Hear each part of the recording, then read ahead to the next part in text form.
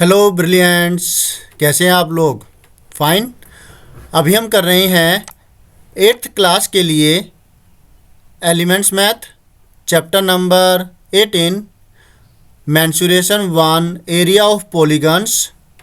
Exercise है 18.1 और question number है 5।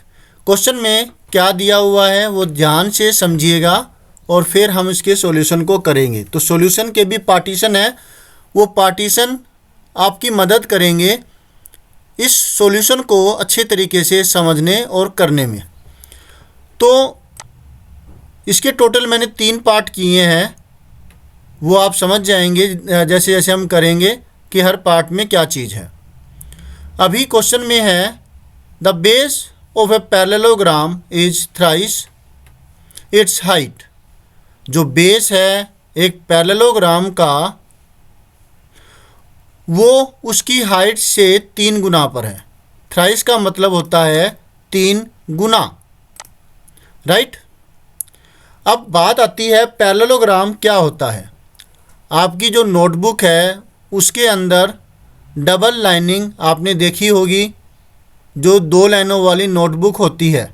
तो हर 2 लाइन के बीच में डिस्टेंस है वो बराबर रहता है, तो वे पैरेलल होती है। तो पैरेललोग्राम के अंदर उसकी अपोजिट साइडें पैरेलल होती है। ए बी की जो एडजेसेंट साइड है जो तुरंत बाद आती है उसकी एडजेसेंट, मतलब ए बी के तुरंत बाद आ रही है बी सी और बी सी के तुरंत बाद आ रही है सी डी। तो ए बी और सी डी अपोजिट साइड्स हुई और ये दोनों पैरेलल है। इसी प्रकार से बी सी की अपोजिट साइड ए डी होती है, राइट। ये दोनों ही जो पेयर है एक दूसरे के पैरेलल है। तो ये पैरेललोग्राम हुआ जो कि 4 साइडों से मिलके बना हुआ होता है। अब दिया हुआ है कि जो इसका बेस है, जो मैंने अपनी तरफ से इसका नाम लिया है A B C D. Base इसकी हाइट बी ई से 3 गुना है। अब आप कहेंगे कि ये क्या बीच में हाइट लिया बी ई। जो हाइट का मतलब अगर कहें पैरेललोग्राम के अंदर, तो हाइट का मतलब होता है उसकी जो दोनों के बीच का perpendicular distance. Is that clear? तो तभी करके ये बीच में परपेंडिकुलर लिया है। अब ये बी ई जो है ये हुआ, ये है इसकी हाइट जो हमने x सेंटीमीटर मानी, तो फिर सी डी अपने आप से ही 3x सेंटीमीटर हो जाएगी क्योंकि ये थ्राइस है, राइट। ये थ्राइस लिखा हुआ है। और आगे है अगर एरिया इसका 867 सेंटीमीटर स्क्वायर है तो बताओ इसका बेस कितना है और इसकी हाइट है वो कितनी है इस पैरेललोग्राम की। If the area is 867 centimetre square find the base and the height of the parallelogram.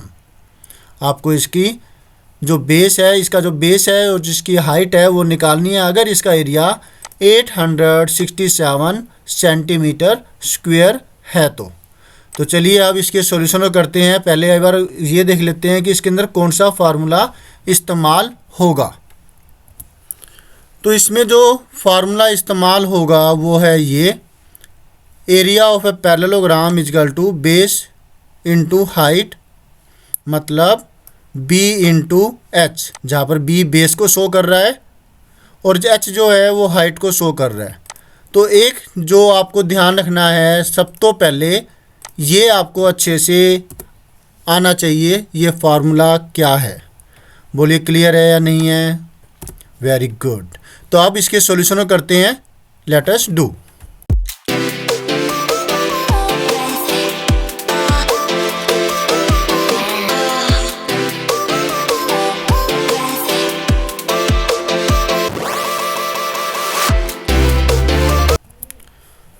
Part 1 के अंदर हम वो चीज़ लिखेंगे जो कि हमें गिवन है और जो हम अपनी तरफ से लेट कर रहे हैं। गिवन है हमें एरिया, पहले लिखेंगे इन द केस ऑफ, इससे पहले इन द केस, ताकि बार बार हमें ना लिखना पड़े कि area of parallelogram, area height of parallelogram वगैरह वगैरह। Area of parallelogram, in the case of area of parallelogram, area equal to हमें मिला हुआ है 867 सेंटीमीटर स्क्वायर। अब लेट करेंगे हम, लेट आपको लिखना ही पड़ेगा, लेट द हाइट, क्योंकि ये एक एब्स्ट्रैक्ट नाउन है इसलिए हाइट एक एब्स्ट्रैक्ट नाउन है इसलिए मैं इसमें आर्टिकल इस्तेमाल नहीं कर रहा हूँ। Let height is equal to x centimetre and base हमने लिया according to the question and ATQ according to the question, question के हिसाब से अगर हमने हाइट x मानी तो बेस इसका 3 गुना होगा 3x सेंटीमीटर। तो ये हुआ एक पार्टीशन जिसके अंदर हमने फार्मूला जो याद करना आपने मैंने वो लिखा है, आपको ये लिखने की ज़रूरत नहीं है सॉल्यूशन के अंदर, आप याद रखिए इसके लिए मैंने ये फार्मूला लिखा है।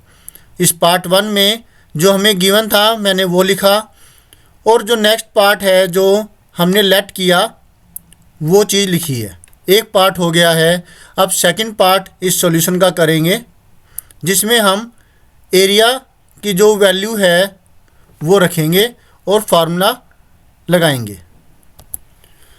तो ये हो गया area, area equal to B into H होता है पैरेललोग्राम के केस में, और वो हमें गिवन है 867 सेंटीमीटर स्क्वायर।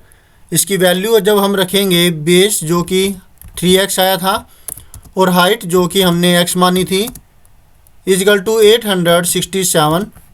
अब सेंटीमीटर स्क्वायर वगैरह यूनिट सबसे लास्ट में लिख लेंगे, अब लिखने की ज़रूरत नहीं है। 8 मतलब ये 3x square is equal to 867। अब इसकी कैलकुलेशन करेंगे। अब जो ये 3 है ये यहाँ पर मल्टीप्लाई में है और ये इसके डिवाइड में आएगा यहाँ पर, राइट। मल्टीप्लाई में जो होता है वो इक्वल के दूसरी तरफ जब जाता है तो डिवाइड में आता है। इसका मतलब क्या हुआ कि x स्क्वायर होगा वो बराबर 867 डिवाइड में 3।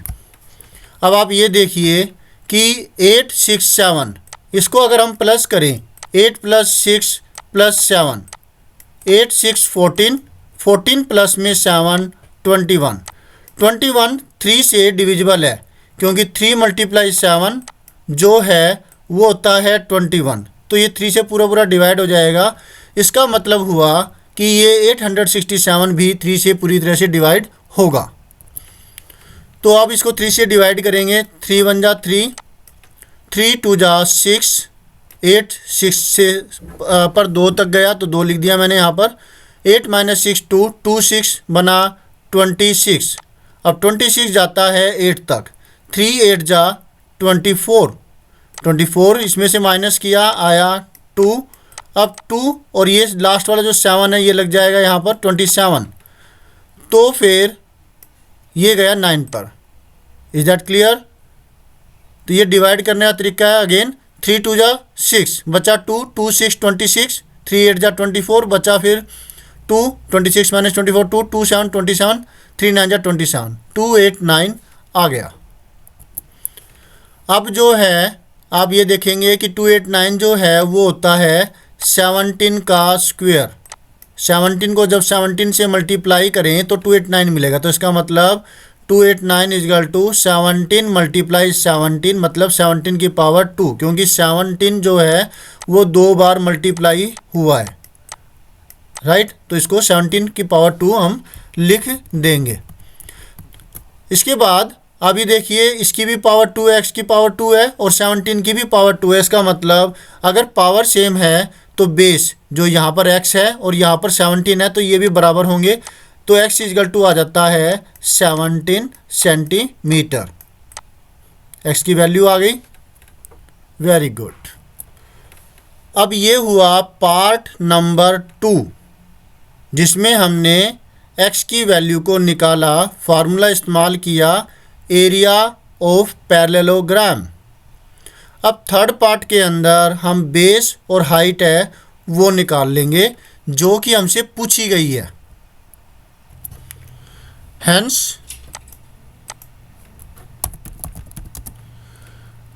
जो बेस है, पहले हाइट निकालेंगे। हाइट जो कि हमने h मानी थी, जो कि हमने x लिया था, इजिकल टू हो जाता है 17 सेंटीमीटर। एंड हाइट नहीं है बेस, इजिकल टू जो हमने 3x निकाला, और वैसे ये होता क्या है b, बेस 3x, x की वैल्यू हमने निकाली है 3 × 17 इजिक्वल टू 51 सेंटीमीटर। क्लियर है ना? ध्यान से सुन रहे हो? गुड। तो ये दो आपके हुए आंसर। आप यहाँ पर इस तरीके से ब्रैकेट भी लगा करके ऐसे शो कर सकते हो। ये आपका आंसर हुआ। तो ये तीन पार्ट थे टोटल जो आपने अच्छे से समझे। पहले पार्ट में हमने किया फार्मूले का इस्तेमाल, जो एक फार्मूला यहाँ पर इस्तेमाल हुआ है। फिर हमने जो चीज़ गिवन थी और जो हमने अपनी तरफ से मानी वो लिखी।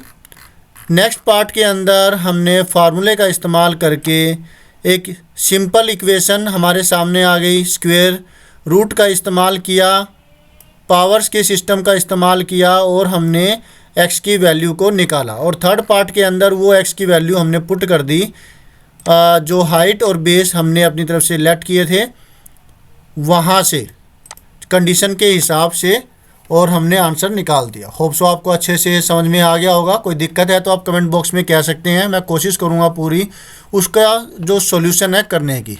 तो मिलते हैं नेक्स्ट वीडियो में जिसमें हम करेंगे next solution. Always have a great time. Bye.